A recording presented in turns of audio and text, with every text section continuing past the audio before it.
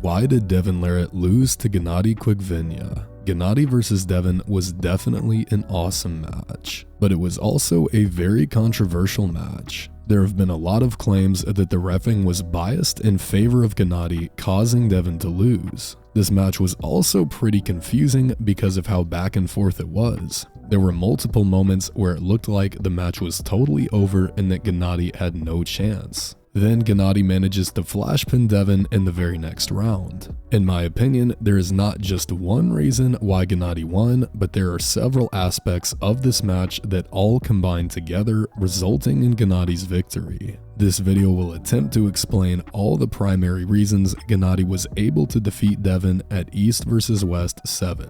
First, we will cover what is by far the most important reason for Gennady's victory, and that is that Gennady is the perfect arm wrestler to defeat Devon LARRATT. Not only is Gennady insanely strong, but he is insanely strong in the two lanes that are the most important to defeat Devon LARRATT. The flop press counters Devon's open top roll and forces Devon to commit his shoulder and hook. But then Gennady also has a super strong hook. So Gennady is very competitive in this lane as well. If Gennady was just a bit weaker than he is, or if he did not have both of these lanes, it wouldn't have mattered if the reffing was perfect or not. Devon would have easily defeated Gennady 3-0. So Gennady needed to be the exact arm wrestler he is in order for him to even have a chance of winning. Okay, now that that's out of the way, let's have some fun and get into the controversy, which is the only thing anyone cares about. The biggest controversial calls in this match have to do with elbow fouls, shoulder positioning, center table, and false starting. The first controversial moment in this match happened in round 1. Gennady made the mistake of trying to keep his wrist against Devon, and Devon totally dominated this round.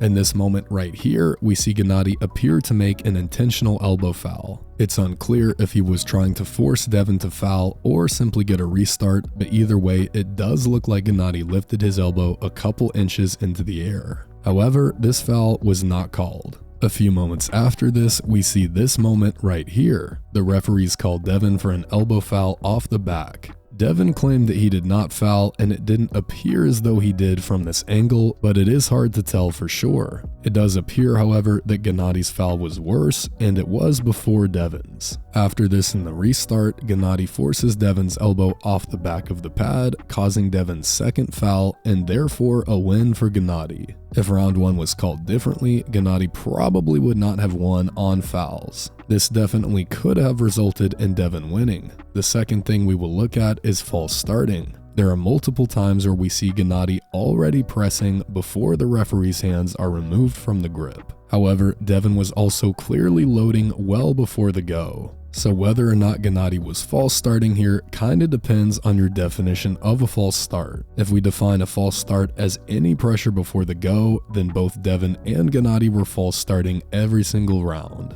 If we allow loading before the go but define a false start as a movement off of center before the go, I would say that Gennady got away with more false starting than Devon did. Another very important factor in this match was the center table. Here we see an example of a match starting way closer to Gennady's side of the table than Devon's. This gives Gennady a huge advantage in committing his shoulder and pressing. This moment in particular looks like a really bad call, but keep in mind that these referees are way shorter than Devon and Gennady, so it's not possible for them to see from a top-down angle like we can see here in the replay. Now, in terms of shoulders being square before the go, I actually don't think it was that bad. Again, certain camera angles make it look like Gennady is nowhere near square, but then when you see it from a top-down angle, it doesn't look as bad as it looked previously. I think the match not starting in the center table made a much bigger difference than shoulders not being perfectly square. Another crucial moment in this match happened in the final round.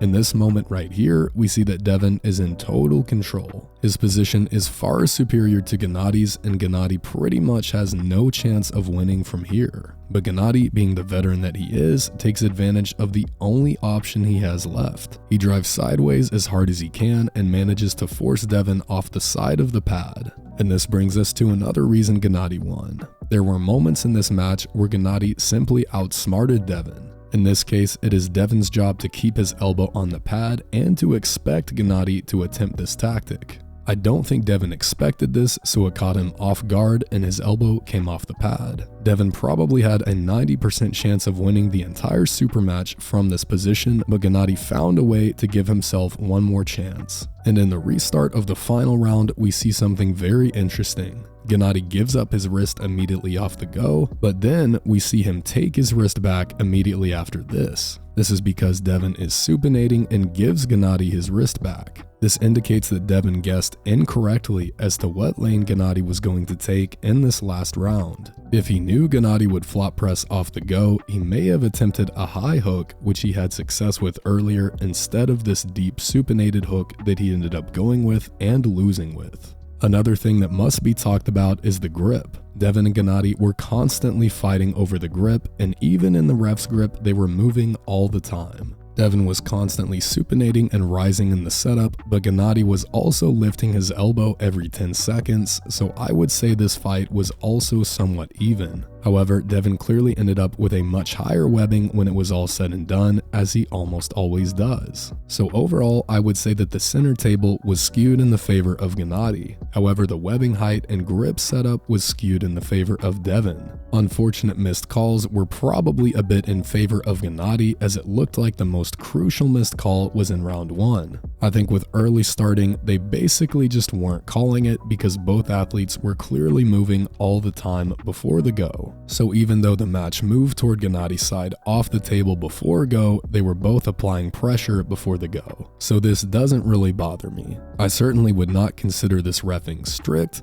However, I don't think it was really that biased toward one side or the other, because both Devon and Gennady were constantly fighting and they were able to obtain advantages in different areas. But let me know what you guys think about this match. Do you think the match was rigged for one athlete over the other? Or do you think it wasn't really that bad considering the athletes competing and the attempt to incorporate looser reffing? I think this match was fantastic, and because of all the lanes being used, it was a total nail biter. I think what really determined the match more than anything else is the rock, paper, scissors game that was being played. There were rounds where Devon destroyed Gennady easily, and there were rounds where Gennady destroyed Devon easily. If Gennady tried to bend his wrist and Devon top rolls, Gennady loses. If Gennady flop presses and Devon top rolls, Gennady wins. But if Gennady flop presses and Devon high hooks, Devon wins. The very nature of this style match will tend to result in a back and forth outcome. Even if these guys competed 10 times, the result of the 11th match could still be unknown.